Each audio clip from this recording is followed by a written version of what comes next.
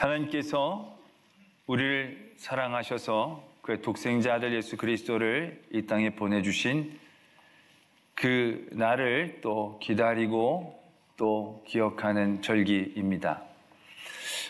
하나님이 우리를 사랑하셔서 그의 아들을 보내주셨고 또 십자가에서 죽게 하셨고 그래서 우리의 죄가 사하여졌고 그래서 우리가 큰 은혜를 입은 그런 모든 예수 그리스도의 사역들을 우리는 잘 들어 알고 있습니다. 그러한 우리를 향한 하나님의 여러 가지 사역들, 사랑들의 모습들 우리가 다 이해할 수는 없지만 우리를 사랑하시기 때문에 그렇게 하셨을 것이다. 우리는 예상하고 또 받아들이려고 합니다. 근데 그런 예수님의 사역들을 이렇게 곰곰이 우리가 이렇게 펼쳐보면 우리를 참 많이 사랑하신다라고 얘기할 수밖에 없는 그러한 부분들을 만나게 되죠. 하나님의 아들이 이 땅에 사람의 몸을 입고 태어나시고 근데 태어나셨는데 그때 또 하필 말구유에서 태어나게 하셨고 또 살아가는 여러 가지 성장 배경도 그렇게 썩 훌륭하거나 안락한 그런 삶의 자리에서 계시지 못하셨던 것들 또 공생애를 시작하시면서 쉼없이 우리 위해 말씀을 전해주시고 다니셨던 모든 그런 과정들 그런 모든 과정들을 펼쳐보면서 그런 생각들을 해보게 됩니다. 우리 사랑하시는 건 잘 알겠는데 굳이 이렇게까지 하실 필요가 라는 생각들을 해보게 됩니다.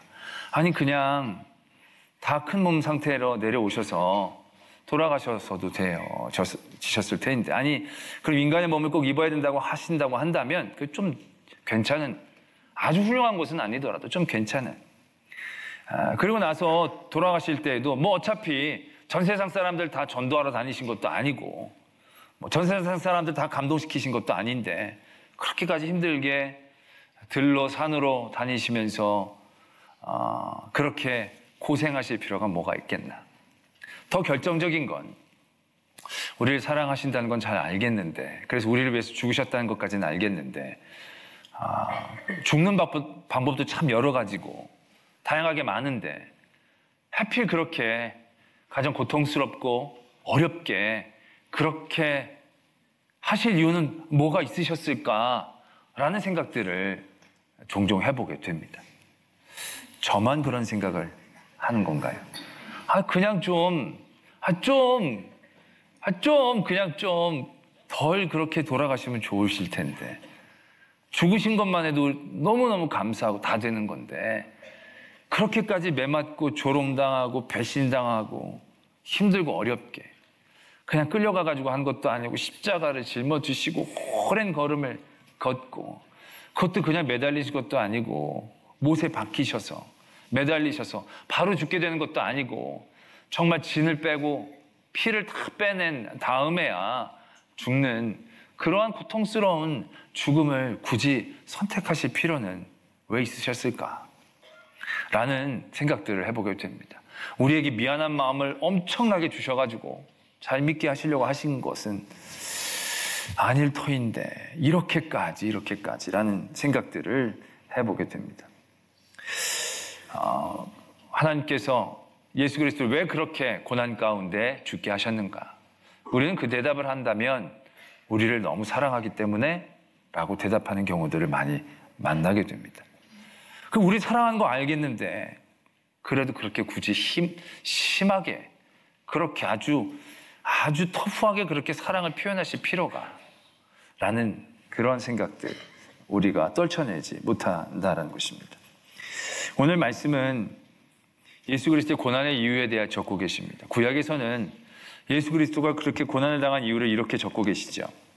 이사야 53장에 그가 찔림은 우리의 허물 때문이고 그가 상함은 우리의 죄악 때문이다. 그의 고난이 우리의 허물과 죄악 때문이라고 구약은 말씀하고 계시고요. 그 말씀은 어떻게 보면 우리의 죄 때문에 죽으신 예수 그리스도의 죽음의 전체적인 것들을 표현하고 있는 것. 그렇다고 얘기한다면 그렇게까지 심하게 찔리실 필요가 그렇게 심하게 맞으실 필요가 심하게 조롱당하실 필요까지 근데 오늘 우리에게 주시는 베드로 전서의 말씀은 그보다 분명한 이유를 우리에게 가르쳐주고 계신다라는 것입니다. 오늘 이렇게 말씀은 적고 있습니다. 그리스도가 너희를 위하여 고난을 받으사 너희에게 본을 끼쳐 그 자취를 따라오게 하려 하셨다. 이렇게 적고 있습니다. 예수님이 그렇게 굳이 그렇게 많은 사람들의 배신을 당하고 조롱을 당하고 멸시를 당하고 그렇게 많이 맞고 그렇게 고통스럽게 죽으신 건 우리에게 본을 보여주셔서 그 자취를 따라오게 하려 하심이다 라는 것을 오늘 말씀은 우리에게 가르쳐주고 계신다라는 것입니다. 때문에 우리는 예수 그리스도의 고난을 생각하고 묵상하면서 너무 죄송하다, 너무 미안하다, 너무 감사하다 이런 감정만으로 멈출 수 없다는 사실을 깨닫게 되어집니다. 예수 그리스도의 고난을 우리가 다시 한번 묵상하면서 우리가 깨달아야 될 것은 우리에게 거룩한 부담감을 주셨다라는 사실입니다. 왜? 예수님이 그 고난을 몸소 당하셨는데 왜 그렇게까지 매맞고 왜 그렇게까지 힘들게 고난을 당하시면서 죽으셨는가? 우리에게 본을 보여주시기 위해셨다라는 거죠. 우리가 따라오게 하시기 위해서 그렇게 안 하셔도 될 것들을 하셨다는 것입니다. 때문에 우리는 예수 그리스도의 고난을 통해서 이제 거룩한 부담감 앞에 서게 됩니다. 아, 이건 그냥 예수님 앞에 감사하고 고맙다는 얘기로 끝날 게 아니구나. 우리도 그렇게 해야 하는 것을 예수님이 보여주신 거구나. 우리도 그렇게 할 수 있다는 것을 예수님이 우리들에게 도전하고 계시는구나. 우리도 그렇게 살아야 한다라는 그 길을 예수님께서 우리에게 보여주신 것이구나 라는 그런 거룩한 부담감 앞에 우리는 서야 한다라는 것입니다. 그리고 오늘 23절의 말씀이 이렇게 되고 있지요. 예수님의 그러한 우리들에게 본을 보이시는 그 고난 중에서의 모습들, 자취들은 뭐냐? 욕을 당하시되 맞대어 욕하지 아니하시고 고난을 당하시되 위협하지 아니하시고 오직 공의로 심판하시는 이에게 부탁하시며 말씀이 이렇게 적고 있습니다. 우리도 여러 가지 고난의 자리에 내몰리게 되어지죠. 그럴 때마다 우리는 우리 안에서의 화를 경험하게 됩니다. 여러분들도 죄가 있건 없건 간에 누구에게 욕을 먹으면 굉장히 기분이 별로 좋지 않습니다. 저도 욕을 자주 먹는 편은 아닌데 가끔 가다가 엉뚱하게 욕을 먹을 때가 있습니다. 특별히 도로에서 운전하다가 보면 나는 그냥 내 길을 쭉 간 것뿐인데 괜히 빵빵거리면서 제 옆에 와가지고 인상을 쓰면서 가는 분들이 있습니다.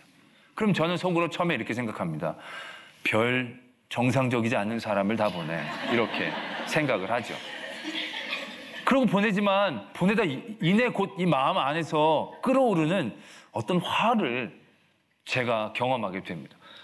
굉장히 지나가고 나면 화가 왜 내가 욕을 먹는 거지? 누구에게 향한 것인지 모르는 그런 마음들이 생기는 것을 보게 된다는 거죠. 그래서 제가 보면 요즘도 기사에서 보면 보복 운전해가지고 막 더 크게 이제 법을 제정한다고 얘기를 듣는 걸 보면요. 정말로 이 길에서 저도 그럴 때 보면요. 진짜 저는 굉장히 참을성이 꽤 많고 착하다고 생각하는 저도 저 정상적이 않은 사람을 보내 그러면서 막 이렇게 화가 치밀르는데 저보다 덜 착한 분들은요. 진짜 갖다 받기 쉽겠다라는 이해가 드는 상황들을 만나게 되는 거죠. 욕을 당하여도 욕을 하지 않는다는 거. 그거 생각보다 쉽진 않지만 오늘 예수님께서는 그 본을 우리에게 보여주시는 거죠. 욕을 당할 때 그 화를 내지 않는 그러한 삶의 자리들을 우리에게 도전하고 계신다는 겁니다. 또 고난을 당하되 위협하지 아니하시고 예수님이 얼마나 많은 멸시와 조롱과 매를 그들에게 맞으셨습니까? 그들을 칭송했던 많은 사람들이 그를 십자가에 못 박으라고 손가락질합니다. 그리고 예수 그리스도에게 흉포를 입히고 가시로 면류관을 씌운 다음에 그 앞에서 왕이시냐고 조롱하며 예수님을 멸시합니다. 그를 때리고 채찍질하고 정말로 가짜는 존재들이 예수 그리스도를 그렇게 대하고 있으셨을 때에 예수님 안에서는 그들을 향한 적대적인 마음이 생겨나지 않기 쉽지 않은 상황이었다는 것이죠. 정말 저것들 진짜 한 주먹거리도 되지 않는 것들인데 그런데 예수님은 그들을 향하여 도수장에 끌려가는 어린 양처럼 아무런 반응도 품지 않으셨다는 것입니다. 우리는 어떻습니까? 누구에겐가 고난을 당하게 되어지면 우리가 갚을 힘이 없을 때라도 우리는 스스로 그들을 욕하고 두고 보자, 그들에게 대한 복수와 적개심의 마음들을 우리들이 품게 되어지는 것을 우리는 분명히 경험하지 않는가라는 것이죠. 그러나 예수님은 그러한 고난의 자리에서도 그 모든 삶의 자리에서 우리가 살아가야 될 그 길을 보여주고 계신다라는 것입니다. 그리고 나서 오직 공의로 심판하시는 이에게 부탁하셨다, 이렇게 적고 계십니다. 저는 예수님이 그의 모든 삶의 자리에서 마지막 맞닥뜨리게 되는 유혹이 있다면 정죄의 유혹이 아니었을까라는 생각들을 해보게 됩니다. 아까도 말씀을 드렸지만 정말 아무것도 아닌, 정말로 더 멸망하고 더 고난을 당하고 더 죽임을 당해야 될 그들이 오히려 예수 그리스도의 죽음에 대하여 웃고 그들의 승리를 생각하고 얘기하고 조롱하는 그들의 모습을 바라보면서 예수님은 그들을 충분히 정죄하실 수 있는 자격과 위치와 능력을 갖고 계셨다라는 것입니다. 그러나 그럼에도 불구하고 예수님은 그 어떤 누구도 그들의 죄에 대하여 정하지 않았습니다. 그들의 죄값을 치르게 해달라고 얘기하지 않았습니다. 그들이 그들의 악에 넘어지게 해달라고 부탁하지도 않으셨습니다. 너희들은 참 악하구나 정죄하지도 않으셨습니다. 가룟 유다에게 이 죄인아 라고 부르지도 않으셨습니다. 예수님은 그 모든 것들을 공의로 심판하시는 하나님께 맡겨드렸습니다. 저들은 저들의 죄를 잘 알지 못합니다. 그들을 정죄하기보단 친구로 불러주기로 작정하고 애를 쓰셨던 그 예수 그리스도의 모습들을 우리는 분명히 기억하게 됩니다. 예수님은 자기가 얼마나 인품이 넓은지, 얼마나 사랑이 깊은지, 얼마나 하나님의 아들다운지를 우리에게 보여주시고자 그렇게 하셨던 게 아니었다는 것입니다. 우리들에게 너희들도 이렇게 살아라 라고 보여주셨다는 것입니다. 굳이 그렇게 하실 필요가 없었지만 예수님은 그 길을 가시면서 우리도 그 길에서 그렇게 행할 수 있도록, 그 길에서 그렇게 마음 먹을 수 있도록, 그 길에서 예수 그리스도를 따라갈 수 있도록 우리에게 보여주셨다는 것, 그것이 예수님께서 그렇게 고난을 당하셨던 가장 근본적인 이유가 되어진다는 것을 오늘 우리는 말씀 가운데에서 분명히 볼 수 있어야 한다는 것입니다. 우리가 예수님께서 이 땅에 오시는 그날을 기뻐하며 기다리는 이 절기 가운데에 우리가 예수님을 생각하면서 우리는 예수님을 보다 더 가깝게 도전해낼 수 있어야 합니다.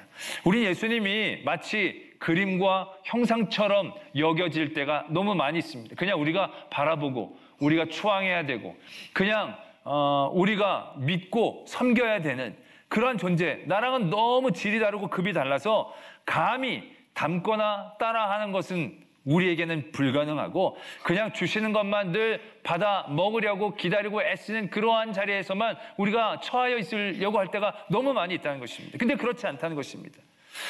하나님의 아들 예수 그리스도께서 이 낮고 천한 우리에게 내려오셨다는 것은 우리에게 보여주시고 우리에게 가르쳐 주시고 우리에게 그렇게 살도록 인도해 주시기 위하셨음을 우리가 분명히 깨달아야 된다는 것이죠. 때문에 예수 그리스도의 고난이 날 위한 은혜의 행위로만 치부되어지면서 감사하다는 말로 끝나는 것이 아니라 오늘 우리에게 주시는 말씀처럼 우리에게 본을 보여주시고 그 자취를 따라오게 하시려는 그 예수 그리스도의 우리를 향한 가르침과 그 도전들을 우리는 분명히 만나고 인정해야 한다는 것입니다. 때문에 우리는 우리들의 모든 삶의 자리에서 욕을 당할 때, 고난을 당할 때, 누구를 정죄하는 그러한 자리를 만날 때에 예수 그리스도의 본받는 도전들을 해나가야 한다라는 것입니다. 할렐루야. 우리 모든 예수 그리스도의 성도된 우리가 오늘 예수님의 본받아서 욕을 당하지만 맞대어 욕하지 않는 삶을 도전하기를 소망합니다. 고난을 당하지만 복수하거나 그를 미워하거나 위협하지 않는 그런 예수님의 모습을 닮아가기를 도전합니다.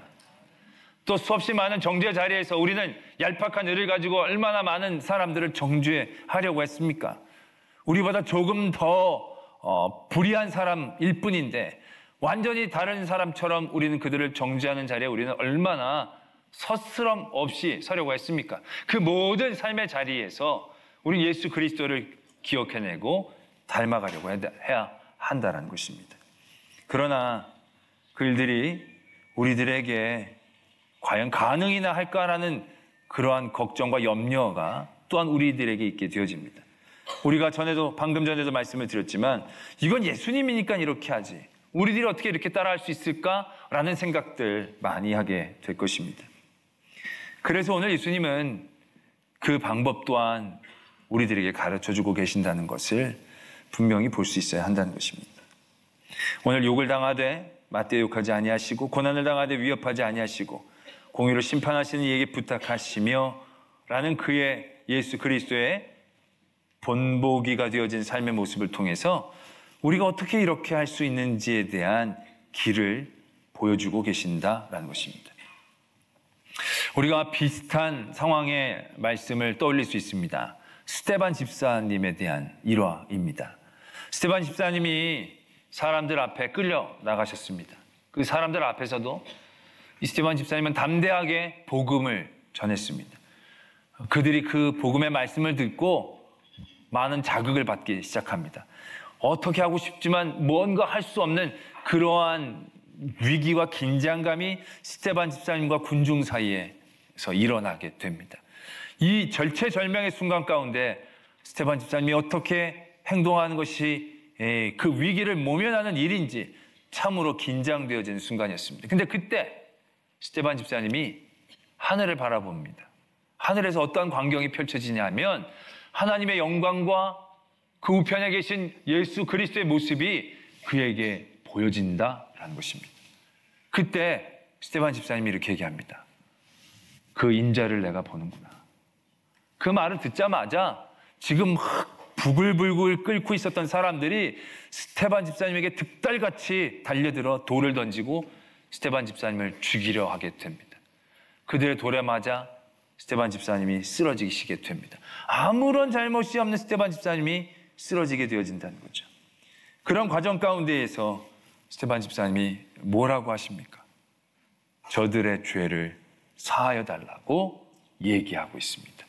그들을 욕하거나 그들을 향하여 복수심을 갖고 위협하거나 그들을 정죄하지 않고 예수님처럼 저들 사하여 달라는 기도와 함께 순교를 당하시는 스데반 집사님의 사건들을 우리는 떠올릴 수 있습니다. 그분도 예수님처럼 욕을 당하지만 욕하지 않았습니다. 욕을 당하지만 복음의 말씀으로 그들에게 전하고 있습니다. 그들에게 위협을 당하지만 돌로 맞지만 그들에게 복수를 선포하거나 그들의 죄값에 대한 물은 것이 아니라 그들을 용서해달라고 얘기할 수 있습니다. 어떻게 그렇게 하실 수 있었습니까? 그가 하나님과 예수 그리스도를 보고 있었기 때문에 그 일들이 가능했다라는 사실들을 우리는 분명히 떠올릴 수 있어야 한다는 것입니다. 우리는 욕을 당할 때 욕을 하지 않아야 되고 고난을 당할 때 고난을 당하지 않아야 되고 공의로 심판하시는 이에게 부탁하고 이게 어떤 순서처럼 보여지지만 이러한 것들이 가능할 수 있었던 것은 공의로 심판하시는 이에게 부탁하실 수 있는 그 하나님을 향한 집중함이 예수 그리스도에게 있었기 때문에 욕을 당하지만 욕하지 아니하시고 고난을 당하지만 그들에게 복수하지 않으려는 그 마음이 그 삶의 모습이 가능할 수 있었다는 것을 오늘 우리에게 가르쳐주고 계시는 것이고 그것이 스데반 집사님을 통하여 우리에게 분명하게 확증되고 있다는 사실들을 우리는 분명히 깨달아야 한다는 것입니다. 할렐루야. 때문에 우리는 고난과 어려움의 삶의 자리들 정말로 예수님 같은 이러한 삶의 자리는 아닐지라도 너무 이렇게 처절하고 너무너무 괴롭고 너무너무 아픈 그런 삶의 자리에서 어떻게 누군가를 욕하지 않고 원망하지 않고 누구에게 젖게심을 품지 않고 하나님의 사랑으로 견뎌낼 수 있는가? 분명한 것은 오늘 스데반 집사님처럼 예수님처럼 모든 것들을 공정하게 판단하시고 심판하시고 주관하시는 하나님을 바라보고 그에게 맡기려고 하는 그런 마음의 중심들 그곳에서부터 그 모든 것들을 따라 살 수 있는 가능성과 힘과 능력이 생긴다라는 것을 우리가 분명히 깨달아야 한다는 것입니다. 또한 이것은 굉장히 중요한 사실 하나를 우리에게 말씀하고 계십니다. 오늘 말씀에 보면 쭉 이제 밑으로 24절에 보면 친히 나무에 달려 그 몸으로 우리 죄를 담당하셨으니 이는 우리로 죄에 대하여 죽고 의에 대하여 살게 하려 하심이다 말씀을 이렇게 적고 있습니다. 이 말씀을 이해하는 건 그렇게 어렵지 않습니다. 너무나도 다 잘 알고 있는 말씀. 십자가의 죽음을 통해 우리의 죄에 대하여 사하심을 주셨기 때문에 우리는 죄에 대해서는 상관없고 이제 의에 대해서 살아갈 수 있는 그런 자격과 여건들을 얻어낸 것이죠. 여기는 이해가 어렵지 않습니다. 그런데 그가 채찍에 맞음으로 우리가 나음을 얻었다라는 부분입니다. 왜 예수님이 채찍에 맞으셨는데 그것이 우리가 치유받는 일들이 되어질까라는 것입니다. 예수님이 맞는 걸 보고 우리가 좋아서 치유를 받는 종류의 것은 절대 아닐 터인데 예수님의 매맞음이 왜 우리의 치유가 되어질까라는 사실이죠. 어떻게 이게 가능할 수 있을까라는 것입니다. 물론 풀자면 그 보혈의 피가 우리의 상처를 이렇게 얘기할 수 있지만 그런 모든 복잡단한 그 과정들을 우리가 잘 모른다라고 했을 때 그 채찍에 맞는 예수 그리스도의 그 자리가 왜 우리에게 고난을 우리에게 치유의 자리가 되어지는가라는 것이죠. 예수님은 그렇게 고난당하지 않으셔도 됩니다. 그러나 그렇게 고난을 당하셨습니다. 왜요? 우리의 고난의 삶의 자리에서 욕하지 말아야 돼, 분노하지 말아야 돼, 정죄하지 말아야 돼를 가르쳐 주시고 강요하시기 위해심이 아니고 욕할 필요 없어, 분노할 필요 없어, 정죄할 필요 없어. 왜? 그 길이 욕을 당하고 고난을 당하고 멸시를 당하는 길이 아니거든. 하나님이 계획하시고 섭리하시는 그 걸음 가운데에 있는 것이거든. 그 고난을 사용하시는 일이시거든. 그 욕당함을 하나님께서는 반드시 갚아주시는 그런 하나님이시거든. 그러한 용기와 소망을 우리에게 주시고자 하심임을 우린 다시 한번 깨달아야 한다는 것입니다. 예수님의 고난, 그 고난의 자리에서 하나님과 예수님의 관계를 다시 한번 깨닫고 기억해낼 수 있는 저희들이 되어지기를 바랍니다. 세상은 온갖 다 나를 등지고 다 나를 떠나고 온 세상 나를 다 버려도 하나님이 예수 그리스도를 버리신 게 아니듯이 주 예수는 나를 버리신 게 아니고 하나님의 승리의 길을 가고 있음을 우리가 확신할 때에 그 고난이 우리에게 아름다운 길잡이가 되고 빛이 되어져서 최후의 승리를 예수 그리스도와 함께 누리는 성도가 되게 해 주실 것입니다. 오늘 예수 그리스도의 고난의 자리에서 그 자취를 따라가며 하나님과 함께 동행함으로 세상의 여러 가지 유혹에 빠지지 않고 욕하지 않고 정죄하지 않고 분노하지 않고 그리스도의 승리를 바라보며 우리의 모든 삶의 자리를 달려나갈 수 있는 그런 성도 되어지기를 소망합니다.